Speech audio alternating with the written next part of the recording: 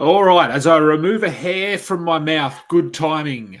We are here in the middle of June, end of June. One game left in the NBA season, but always time to have my good friend, my boss. Can I call you my boss? No, you may not. The original Old Man Dan Besbris. Good to have you on the show, Dan. It's this is the first time I think I've had you on this version of my show. Maybe. Yeah, I've never. Yeah. I have. This is my first time stuffing it. It is. And with that, welcome to Stuff It, everyone. Fantasy basketball podcast. Adam King, Dan Besbris. Find us on socials at Adam King91, at Dan Besbris, and also go and follow at Old Man Squad. I know you talk about it on your show. Somehow the YouTube channel is growing when most people are hibernating and not watching NBA basketball. So I think credit to you and credit to Noah, because Noah is doing way too many shows. Way too many shows. He's out of his mind. Yeah. And the draft, I think, is this week, Thursday or Friday. And then some of the stuff he's been talking about we'll have answers to. And then in 3 weeks, we'll be at NBA Summer League, hopefully, watching some of those players run around a basketball court and do their thing. Today, we're going to have a look at some, and yes, it is very early, so these could change, but we're going to look at some potential breakouts for next season. So we've come up with a couple of players each that we think could be worth having a look at. If all things going well, they could have breakout seasons. Time will tell, of course, but we'll jump straight into it because you're on a little bit of a time restriction with some family commitments. I'm on no restriction at all because it's my wife's still in bed. So if she's in bed, we're not going anywhere. So I have plenty of time. Let's. I'm going to let you start with one of your players first. Okay. So both of my players, I think I would classify as kind of post-hype guys that there was an expectation that they might break out this past season, and it either happened extremely late or like for little flashes of mini breaks and then kind of back into hibernating a little bit longer. So let's start with the one where it did happen at the end of the year. So this is sort of the less surprising one between my two, and that's Brandon Podziemski out in Golden State, who folks almost talked me into this past season. I didn't quite get there because I'm a stickler for percentages and his are not good. And I'm thinking like, all right, is this guy going to be able to do enough to overcome the poor percentages? And for the vast majority of the season, the answer was a resounding no. But down the stretch, last 10, 15 games or so, he kind of got things going. Not like blow the roof off the building impressive numbers, but pretty good. Last 10 to 15 games, he was around a dozen points, 5 boards, 3 assists, over a steal, almost 2 3-pointers a game. And that's while still dealing with his very poor percentages. So I feel like we got a taste of the well-roundedness that the Warriors have been telling us about, and a taste of him actually taking a few more shots in the Jimmy Butler, Steph Curry hybrid version of the Warriors, and really just a version where they leaned more into defense down the stretch, and Podziemski was that guy over guys like Kuminga and Buddy Hield, who had their flashes as well. So I think this is the year where hopefully we can still get Podziemski outside the top 110. I think he's got a pretty good shot to be like a top, call it like an 80 range guy. So like a seventh round kind of value this season.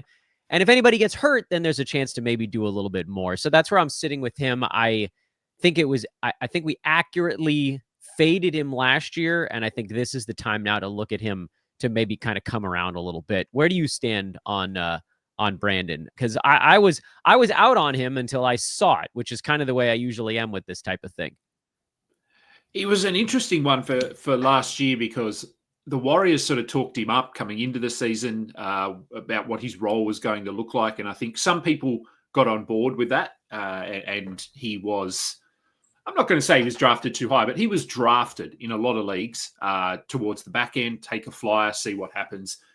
And it was sort of weird. Like he played and then he was barely playing. He just had no rhythm, couldn't really figure out where he where he fits in that rotation. And then, strangely enough, it was the addition of Jimmy Butler that seemed to help him. Addition by addition. I don't know how. It was identity, wasn't it? It was like an identity issue for them. I think so, yeah. And yeah, as you said, his numbers aren't or weren't blowing anyone away. But he did a little bit of everything, both ends of the court. He's a good rebounder for a guard. So I think, given the success towards the back end of the season for the Warriors, Podziemski was a big part of that. So I think, I mean, again, we have plenty of water to go under the bridge between now and October, but no, we don't. It's only 4 months. Only 4 months, of course. Yeah. But I think, yeah, look, I think he's probably someone who could be top 80-ish. I wouldn't be reaching to draft him by any means, but I'd be more comfortable this year drafting him towards the tail end of your draft than last year, because, as you said, we've seen it. We've seen a somewhat prolonged stretch of production. It wasn't massive, but I think he fits and serves a role for them now. And now I'm going to volley it back to you, except I think, and this is really fun for me to do, I think you get to talk about Bet Online before you give your first guy. And I do, and watch. You're the last person I need to be talking about with this, because you do it in all your shows, and Noah does it in all his shows. But yes, Bet Online continues to be your number one source for all sports betting. Baseball, full swing. I know there's a lot of baseball going on. I've been trying to watch it. I haven't been very successful. Football season is not far away. NBA, of course, we have one game left in the NBA. I'm going to call on you to pull this up on your screen. I'm assuming OKC are the favorites for Game 7. But what are my Pacers paying? Well, that game is not until Sunday, so everybody can stew on it a while. Thunder are a 7.5-point favorite, which actually is kind of low, all things considered. Total of 215. You know, those Game 7s are always grudge matches, though. So people are thinking close. People are thinking lower scoring. That's how 7s usually are. They are. We'll see. I'm going to avoid that game at all costs, because I always feel like I'm bad luck for the Pacers. So it'll be Monday morning, so I'll be working. I won't get to watch it anyway. But yes, baseball going, football coming. Bet Online has more ways to stay in on the action with the latest odds, news, and scores, even live in-game betting, which I won't be doing. But I know a lot of people do it. It's MLB, it's bad, UFC. It's addictive. Yeah, it's bad. That's why I don't do it. Tennis, NFL futures.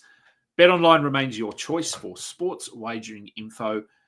And then I know in between the games, you can head over to the Bet Online casino. I know you're a little a fan of the card games, the poker games, those sorts of things. Slight degenerate. Yeah. So I might experience that in a few weeks with you. Might. I might indeed.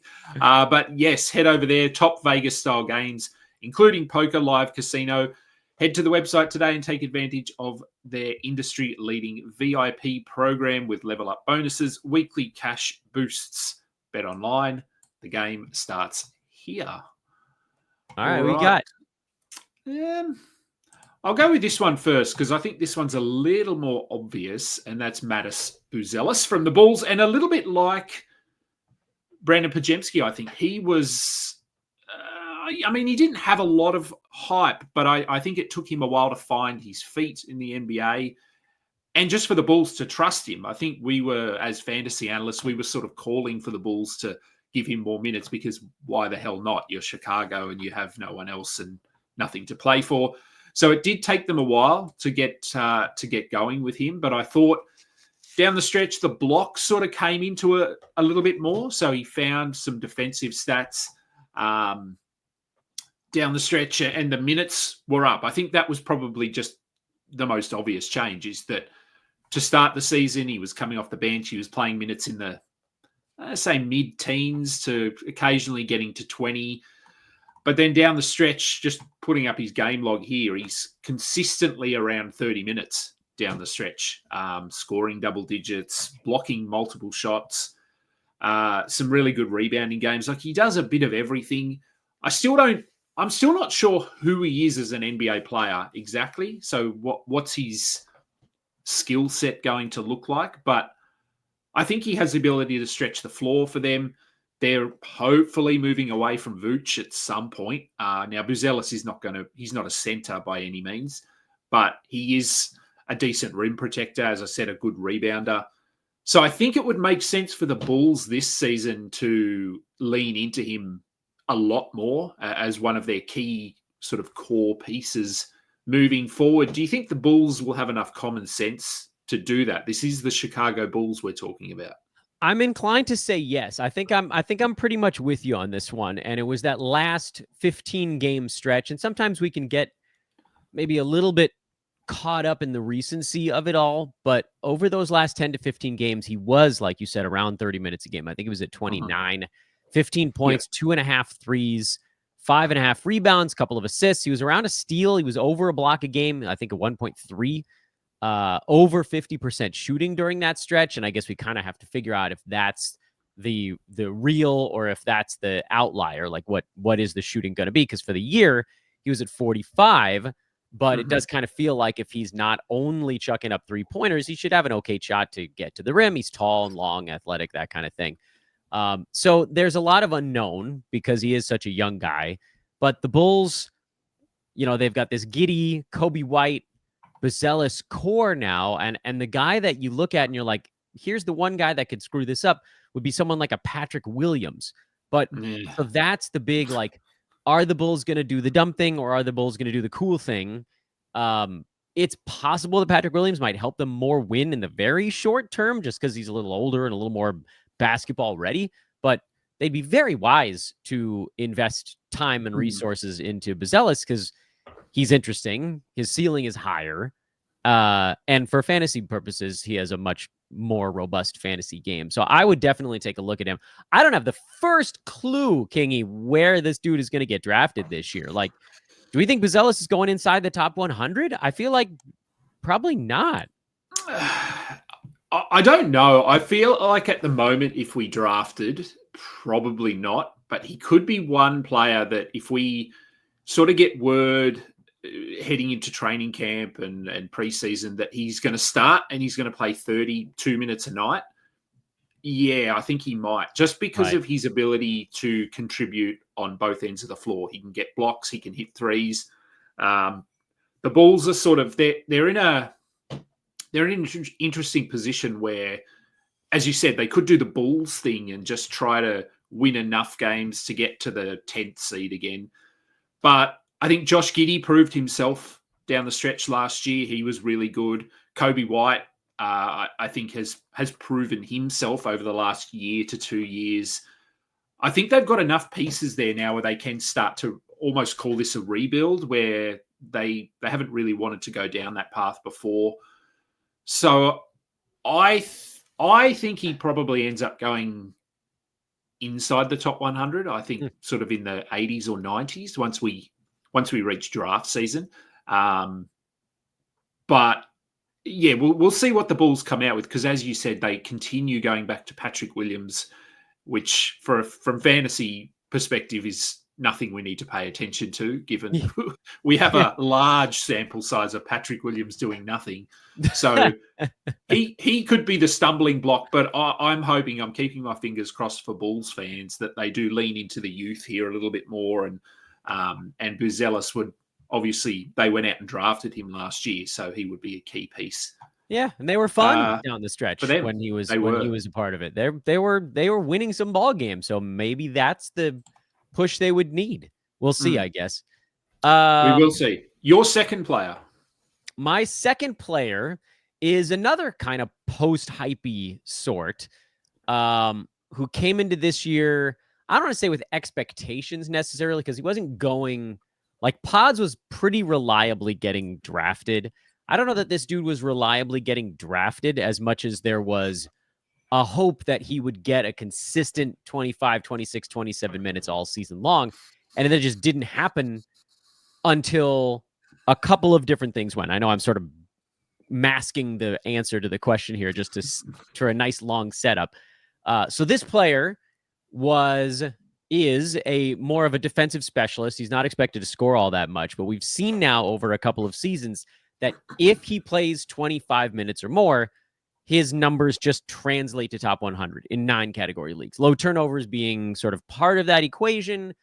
So I think you generally want a little bit more than that top 100. You're probably looking for more like top 80 if the turnovers are one of the big advantages. And we got that down the stretch. Much like with Buzelis, the last 15, 20 games of the year, this player took over a starting job for a teammate who first got hurt, and then they just decided, we don't really need this guy in the starting lineup anymore.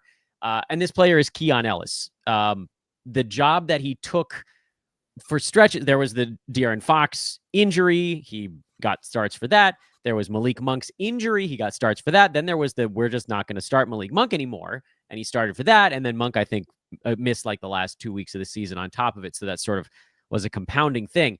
But over those last 15 games, Ellis was basically a starter. He played 30 minutes a game, and Keon averaged 9 points, which I know, ticker tape parade, but you know me and my punt points stuff. 2 threes, over 2 assists, almost 2 steals, and a block. He was at 2.7 combined defensive stats. Excellent percentages during that stretch. He was 51% from the field, 81% at the free throw line. Shooting a bit over his skis, certainly over that run. So I wouldn't expect that to be a number that holds the 51% from the field. But again, it's that, he's one of those players that kind of falls into, if folks listen to my podcast over the last 6 or 7 years, you may have heard me refer to something as the Marvin Thad line from ages gone by, which for a while, and Thaddeus Young graduated out of this when he became Thagic instead and learned how to average like 5 assists per 36. But for a long time, Marvin Williams, Thad Young were guys where if they played 28 minutes, you started them. And if they didn't, you didn't. It was like very clear cut. If they get this many minutes over any stretch of like 10 games, they were going to be fantasy startable. And Keon Ellis is now kind of the poster child of the Marvin Thad line, where if he plays 26, 27 minutes, he's going to have fantasy value. And so I think this is the year where he'll get that more consistent look. I'm willing to give up on him pretty quickly if he doesn't. Like if the gates open up and Keon Ellis is buried on the bench and his minutes go from 27 to 19 to 21, kind of like most of this season was, then you punt him. But I think he's going to be a guy that you can get outside the top 100. I think he'll be like a cheaper version of what happened this year there were 3 guys. It was Jalen Suggs, Herb Jones, and Alex Caruso that were all going like right around pick 100. And I think Keon's going to be like a slightly cheaper version of what that was supposed to be. Those guys all abandoned ship for a multitude of reasons. So I think this is the year Keon gets it going. I think he's got a shot in 9 cat to be a solid top 75 guy. 8 cat, he'd be certainly a bit farther back down the board. So maybe not quite as exciting there, but he does. And then I'll stop monologuing. And I hate to do this because like, I know that he's your son. If you don't want to spend on Dyson Daniels super early in a draft, there are going to be guys like Ellis and Suggs and Herb Jones and whoever that are going around pick 110 who are going to get you 1.7 to 2 steals per game instead of the 3 you get with Daniels, but you're going to have to spend like a second-round pick on him. So just kind of ways of thinking about team building, and that's why Keon's on my board of guys I'm watching this year. Yeah, I was also going to bring up Dyson Daniels in this discussion because I know you've been talking about him a little bit recently about the fact that, and look, yes, I mean, as much as I do love Dyson Daniels, much like you, I feel like I'm going to miss out on him a lot this season because I think he will go too high. Last season was fine. I was happy. Right, we got him everywhere last year. Yeah. That was our time. We cashed in. Yeah. This year, I'm not sure. We'll see. But he is one of those players whose value is heavily reliant on one category. To the same degree, or not to the same level, but in the same manner, Keon Ellis. He relies on steals. That's where a lot of his value comes from. But he's also a decent shot blocker for a guard. So I think he was at 0.8 or 0.9 or something. Yeah. Dyson too, a little bit there. And Dyson as well, yep. Has a better, I guess, a little more consistent from the perimeter. So that sort of adds something to his game. Dyson Daniels is still figuring out his offensive game a little bit. Although he did come along last season quite well. So yeah, I have hopes that he will develop into a relatively, I won't say elite scorer. He's not going to be elite, but he can get to the... Anyway, we're not talking about Dyson Daniel. Let's talk Keon Ellis. So, yes, he was one of those players, like you said, like Caruso this year. Herb Jones got injured, obviously, as did Suggs, but Caruso sort of comes to mind. I know there's others, but if you needed a quick, short boost of steals, you grabbed Keon Ellis for a week or for 3 games or whatever that looked like, and then you're quite happy to just move on from him. And again, I think coming into this season, he'll be one of those players that we're looking at as a specialist towards the back end of our drafts. Yep. I already feel like there's going to be a pocket or some runs of certain positions this season. And I think, again, we'll see that pocket of defensive specialists after pick 100. I think there'll be a bit of a run of centres. I know you talked about Khalil Ware on your most recent show, or maybe you've done another one since then. But I think there'll be a pocket of centres with Khalil Ware, Eve Meesey, and then to a lesser extent, Carlo Matkovic. And those guys will be going sort of in that 90 range, maybe top 100. So I do think there'll be pockets of players again, and I think Keon will be a good target there towards the back end. But as with Dyson, do remember that value is skewed. So don't just look at pure value. Have a look at what they're doing across the board before you run out and grab someone. All right, my last player. Now, this is I have very little confidence in this one, but great opener. I'm selling it, but I have him in a number of my dynasty leagues, so I want to talk him up, even if it's just to convince myself that this year he is going to actually contribute.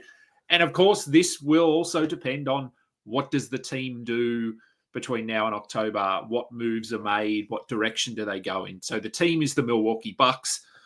The player is Ryan Rollins. Now, Damian Lillard is done for the season. Let's just say at least the majority of the season, all of the fantasy season probably.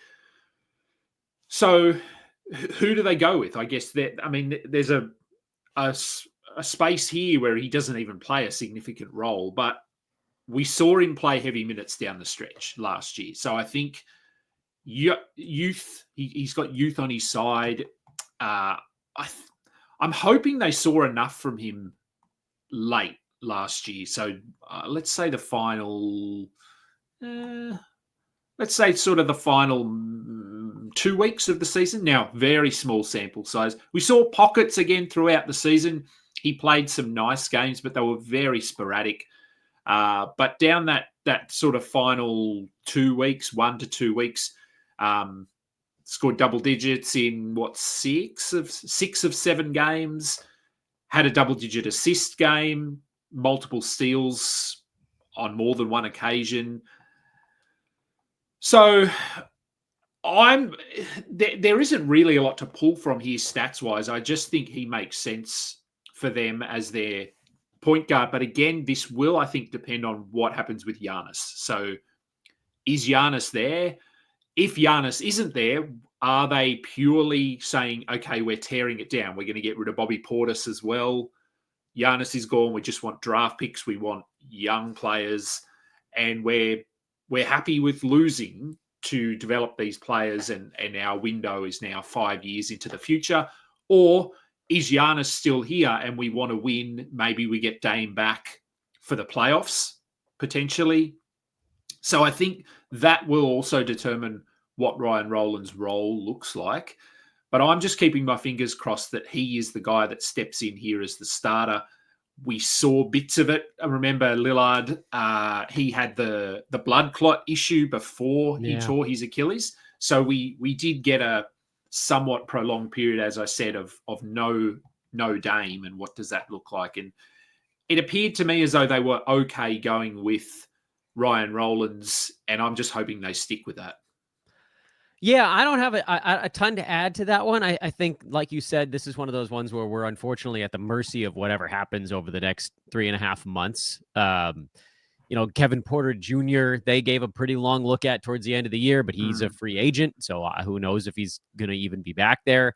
Rollins is the young guy. And like you said, we saw very briefly, but we saw something. It was like mid-March to the beginning of April when Dame was out with that deep vein thrombosis.